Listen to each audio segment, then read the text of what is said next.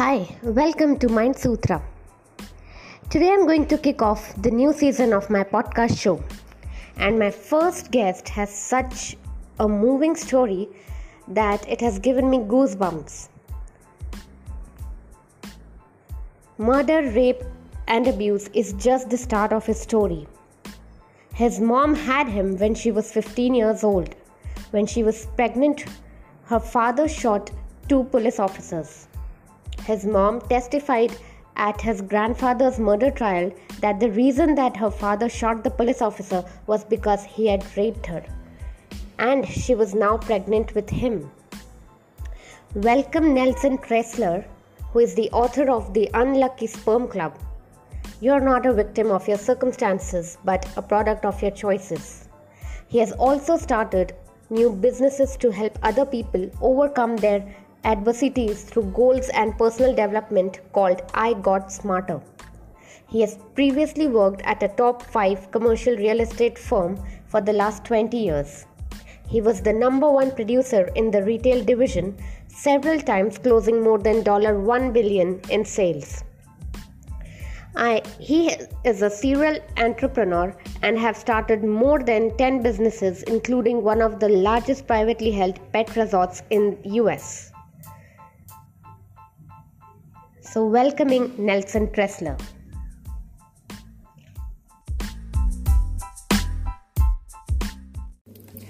So welcome Nelson to my show, and it's such a big honor to have you as my guest. Thank you so much for coming here, and your story is so moving and inspiring that I knew you had to be as my guest here tonight. So thank you so much. Yeah, I appreciate you having me on, and excited to share my story with your listeners. All right, sounds great. So can you just briefly share your story? What has been it like growing up as a kid, and what sort of thoughts you had? You had such an intense background, and the story, can you say it in your own words? Yeah, so I definitely have quite the origin story. My mom became pregnant with me when she was 15 years old. My mom was one of 15 children. Her father was the local trash collector in our small town. Mm-hmm. While my mom was pregnant with me, her father drove into our small town square, stuck a gun out the window, and opened fire on 2 police officers, killing one and critically wounding the other. And my grandfather was captured and brought to stand trial. And my mom testified at his trial, where he was facing the death penalty, that the reason that her father had shot and killed that police officer was that the police officer had raped her, and she was now pregnant with me. Oh my God. The first trial had a hung jury because of my mom's testimony. The prosecution took the death penalty off the table, and my grandfather was eventually found guilty and served the rest of his life, more than 40 years in prison. Oh my God. This story gives me such goosebumps. So you knew this story as a kid, or you came to know about it later? No, and I wrote a new book. It's called The Unlucky Sperm Club, that goes into a lot of the details of what happened and what was going on with my life and how my family treated this circumstance. But yeah, no, I was very aware of my mom's testimony, and if you've ever lived in a small town, everybody knows your business, and everybody knew our business and our family's business, and especially who I was and what I represented. So growing up in that town, I had to deal with with these circumstances and the consequences of what my grandfather did. Oh, all right. So I'm sure as a kid, when growing up, I'm definitely going to get a copy of this book. But as a kid, while growing up, what sort of thoughts you had about all this? Yeah, you know what? I was quite, when I was young, my life even got harder. I mean, my mom eventually, she turned 21. She met a man who would eventually become my stepfather. Mm-hmm. Come to find out, he was an alcoholic and physically and emotionally abused me and my mom almost every single day. Oh my God. So I had to deal with that eventually. You know, my mom had 4 more siblings, and because of the lifestyle that was being lived in our house, you know, a lot of those, you know, just caring for my brothers and sister fell upon me. My mom would rather me not go to school because she wanted me to stay home and help her with the kids. And I hated school. Eventually, you know, I failed the 4th grade. You know, I couldn't read, couldn't write. You know, I still can't spell. Come to find out, I had dyslexia. So all of this was going on. And you know, again, being who I was in this small town, I was always dealing with, you know, people pointing and staring and treating me differently because of who I was. You know, once they found out, you know, what the circumstances surrounding me were. And for the first part of my life dealing with all of this, I had a lot of anger build up. I felt I wasn't even alive when, you know, this happened, and why should I be dealing with the circumstances of it? So I became, you know, quite angry and definitely lashed out. You know, I can remember in elementary school and middle school getting in lots of fights and getting my anger out that way. And then eventually I got into some sports and was able to kind of steer my aggression towards sports and really focus on that. But yeah, I want to flash forward kind of where the turning point, you know, in my life was.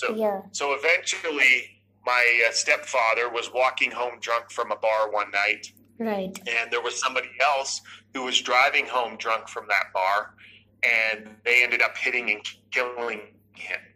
Okay. And by this time, you know, my mom has 5 children. My mom dropped out of school in the 8th grade. So she had no education. She's never worked outside the home. And as hard as her life has been to this point, my stepfather dying pretty much left her with no hope. She had no clue how she was going to care for 5 kids on her own and support them. So it was at this time that she decided that she was going to take her own life. And fortunately, she was not successful in her suicide attempt, but it was at that time that our family got split up and went to go live with different members in our family.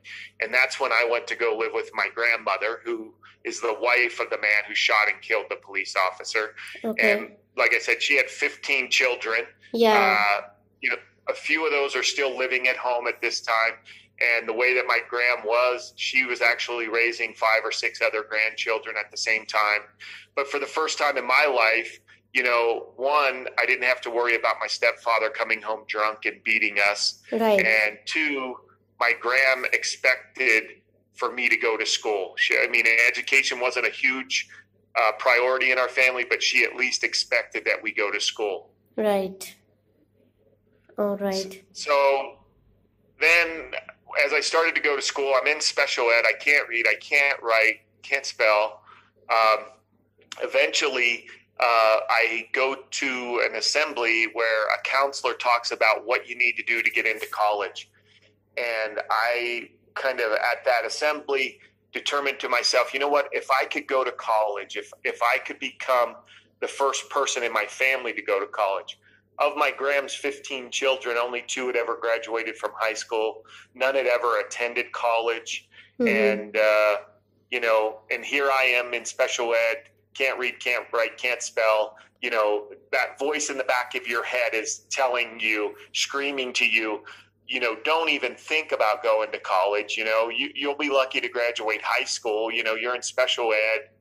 Yeah, and we all get that voice in the back of our heads when we're wanting to stretch out and become more than what we are. You know, it's that prehistoric brain that's trying to keep us protected. Right. But, you know, my life was not going the direction that I wanted it to go. So after that day, I determined that I was going to be that first person to graduate college. And I started to really try at school. And I really started to finally take control of my success at that time, even though I didn't realize it. I wanted to become that first person. And, even though I didn't realize it, I quit being a victim of what was happening. And I started to work on the things that I could work on. I started to take control of the things that I could control, like, going to class and trying my hardest and doing my homework and really trying to, do the things that I know I needed to do to get into college. Right, that's so beautifully put, that taking control of what you can do rather than focusing on what you can't. That's a very powerful way to overcome limiting belief. That's beautiful. Yeah, I mean, and eventually, that goal was hard, but eventually it took me 12 years from the time that I made that goal. It took me 12 years. It took me 4 different universities, and it took me joining the Air Force for 4 years. But eventually I did become the first person in my family to graduate from college. And, but any goal is hard. But after I was able to do that, after I realized that, even though I didn't really even know what goals were when I set that goal, I became obsessed with goals and personal development. And I remember, graduating from college and thinking to myself, what, if somebody like me, if somebody who came from the circumstances that I came from could actually graduate from college, by setting a goal, Yes. What else could I do through goals? What else could I do through personal development? And that's when I became obsessed with goals and personal development, and then started to use them in every area of my life. Right. That's so powerful. And congratulations on being the first graduate of your family. It's really inspiring and motivating. So can you take us a little forward? How then you had multiple careers, like you were into real estate, had multiple businesses. So this obsession with personal development was carrying along with it, or you came into you took a break and then focused on your career by that time? Well, yeah, no, I did. I got into commercial real estate out of college. I took an internship, and I talk about all this in my book, The Unlucky Sperm Club. So I don't want to get too much into it, but I eventually, got into that career. And no, I became obsessed with goals and personal development. I strived. I realized that I was in control of my success, and that if I wanted a better life, I needed to become a better person.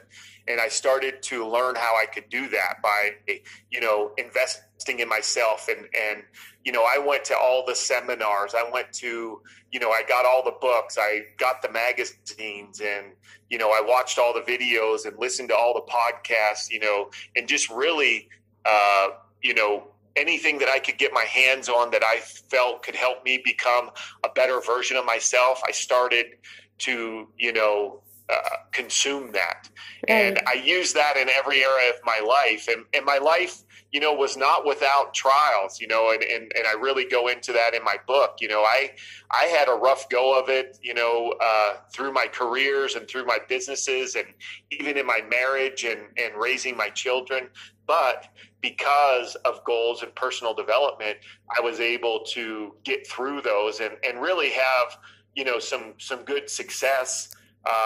You talked about some of the businesses. I've started over 10 businesses. I'm able to, build one of the largest privately held pet resorts in the country and able to sell that. Yes. That was 20 years. Go ahead. I'm sorry. Yeah, I mean, I was just fascinated to hear how much you have achieved coming from the background that you just shared with us, and achieving all this is mind-blowing. And you are saying that it's because you were obsessed with goals and achieving them. So you brought yourself out of this adversity and achieved success. Yeah. I mean, you start to realize that, if anybody can do it, you can do it.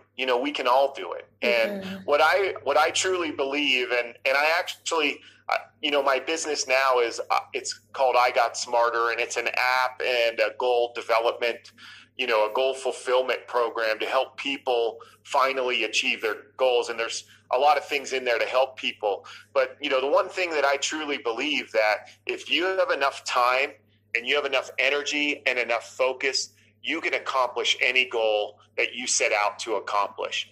And, that's one of the things that I realized as I started on this, personal development journey, was that I was just as capable as anybody else, regardless of who I was or what had happened to me, or, my abilities, that if I put my mind to it, if I took control, if I didn't let other people tell me what I was going to do or how I was going to act or who I was going to be, if I took control of that I could do anything that I set my mind to, as long as I was willing to work hard enough and willing enough to, see it through to the end.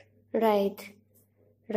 So that's beautiful. But, the kind of clients I handle, they usually come up with issues like, they'll start with a lot of energy, but meanwhile, on the way, they'll lose that momentum, and they'll start blaming or focusing on things outside their controls, like my luck is not in favor with me, my circumstances are not favoring me, it's not my thing, people are destined to be successful, I am not that way, I am not destined to be successful. So what will you suggest to them for these kind of limiting beliefs that is a major roadblock in people becoming their best version?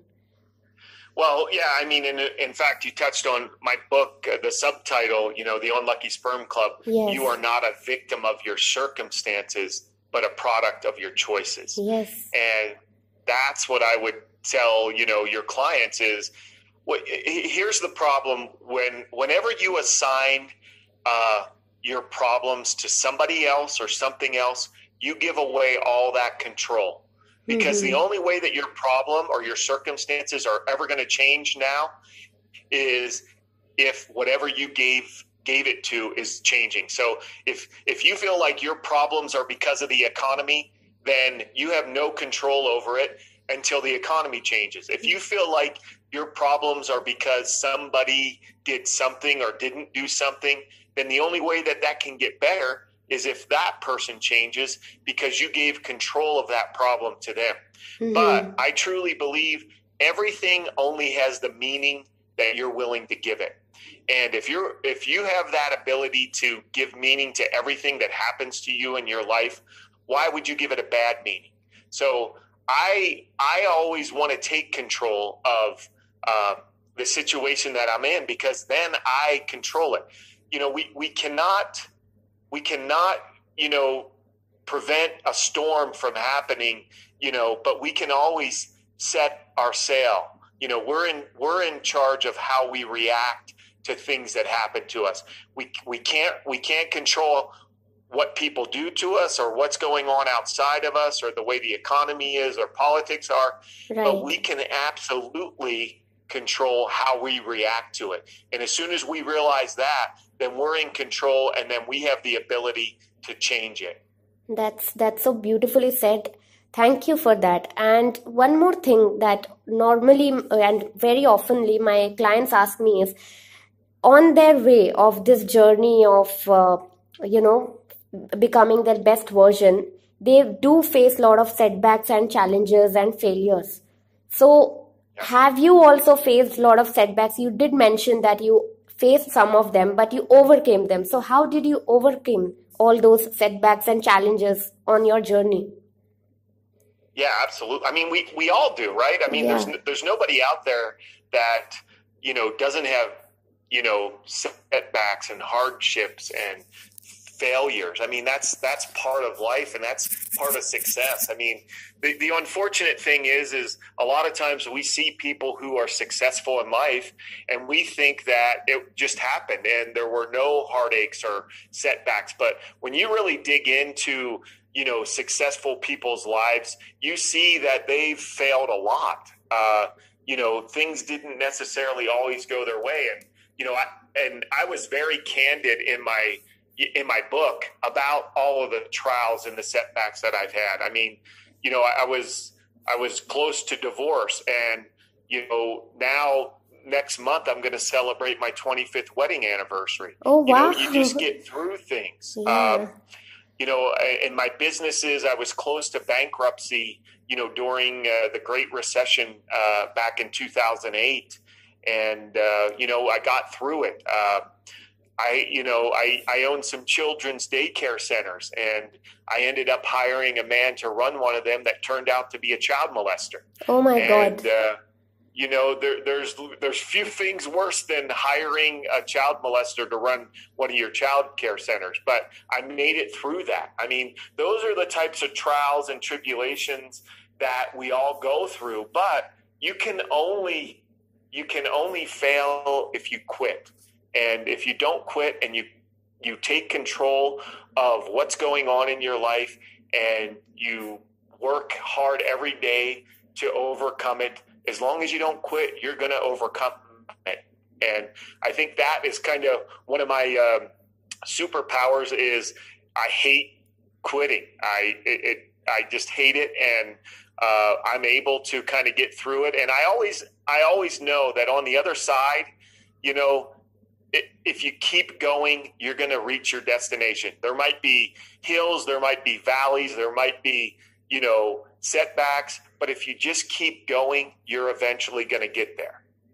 Right. That is so inspiring. I'm again and again saying, but it really is. So many setbacks, and that too severe ones, and still you sound so upbeat and enthusiastic about life. That attitude is so inspiring. So, sorry, you were about to say something? No, go ahead. I'm sorry. Yeah, so you said that one key belief that has kept you going is that never to quit. Just keep on going. So, what 3 things you can advise to our listeners to, be their true selves and achieve their best potential? What will be the 3 main things that you will guide them to, that will help them stay focused on their journey and not get demotivated?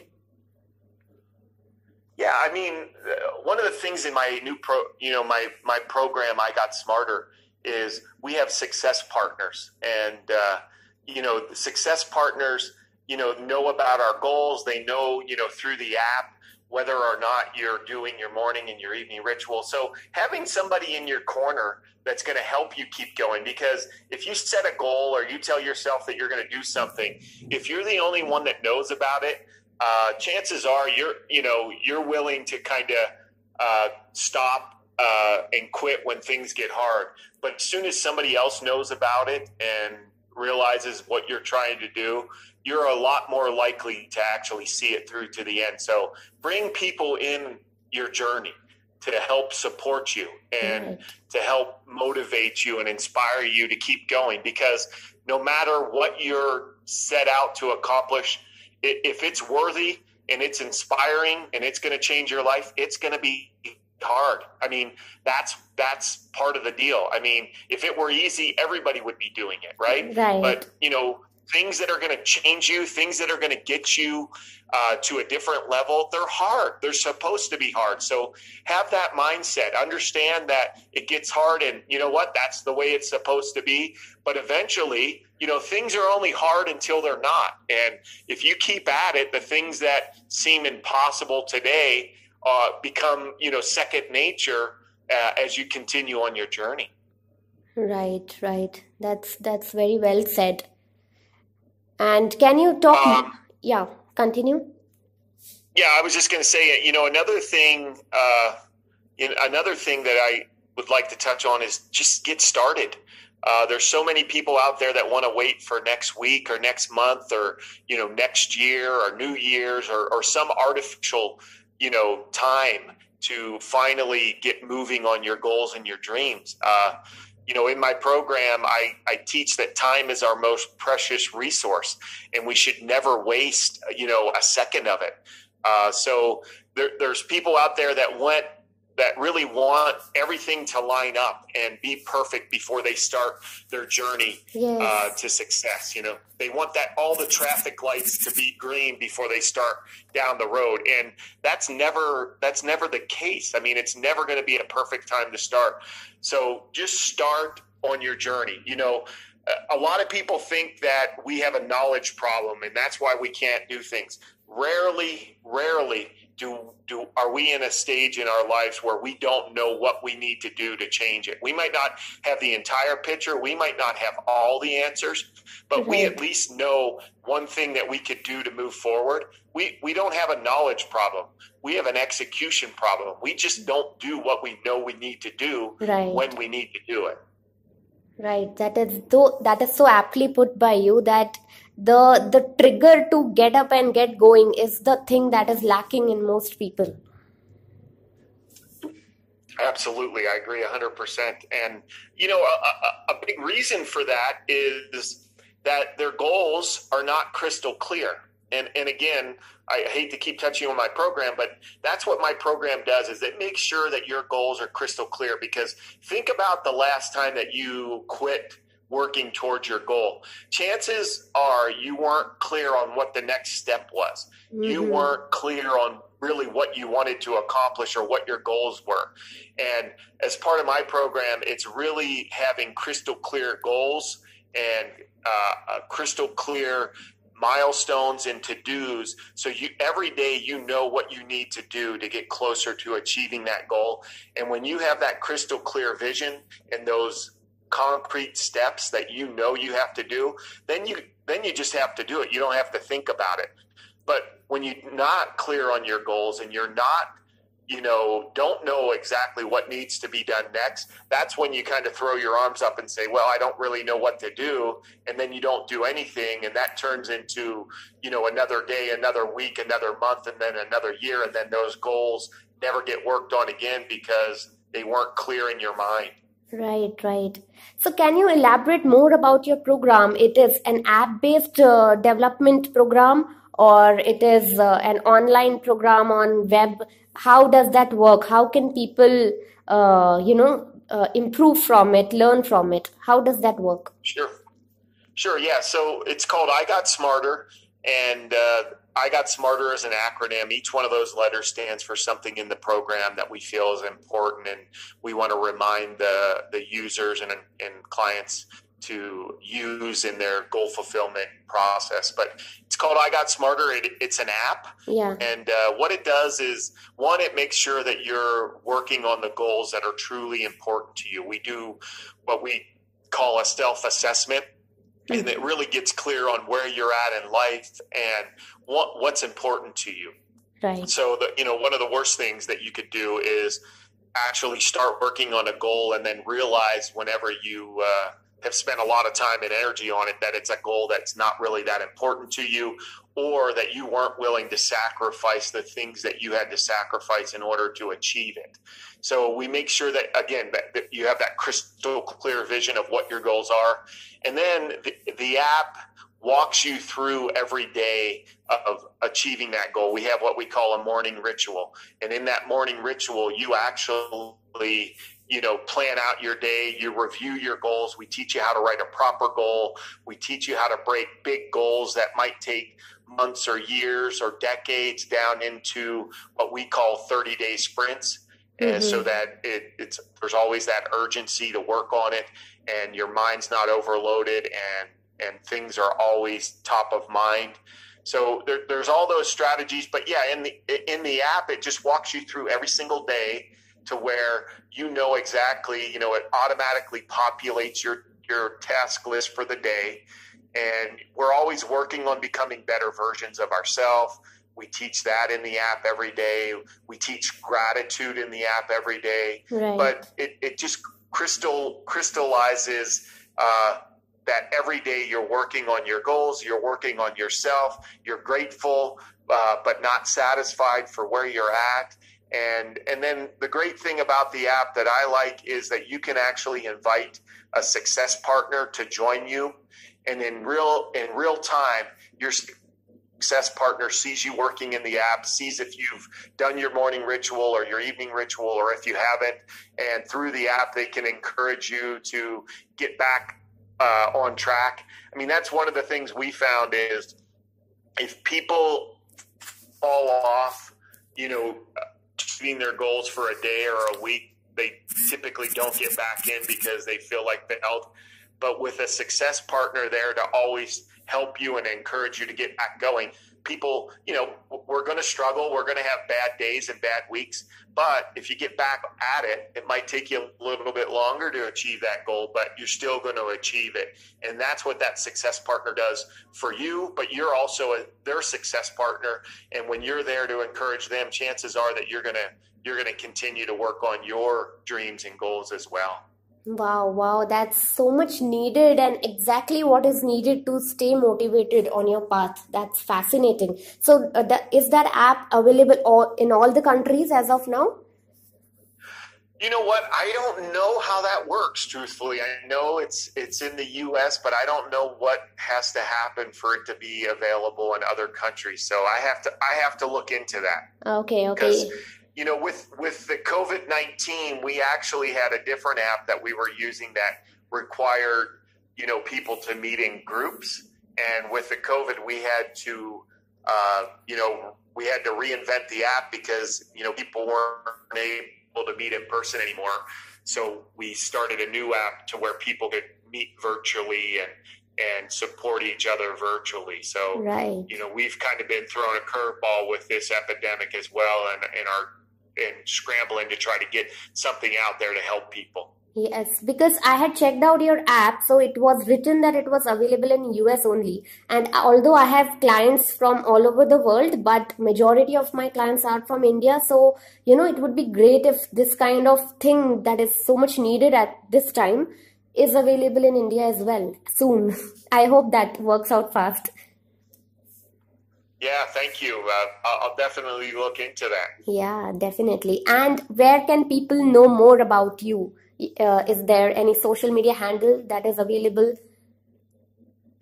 Yeah, so you can go to NelsonTressler.com, yes. And there you can find information about the program and about the book.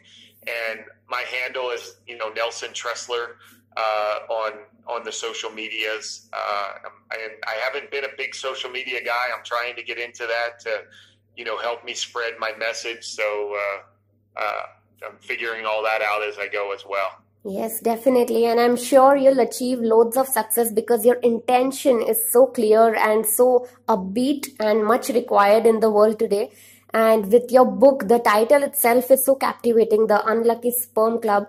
I'm sure our readers and listeners will do want to get a copy of this and your app. I'm so looking forward it myself. So thank you so much for your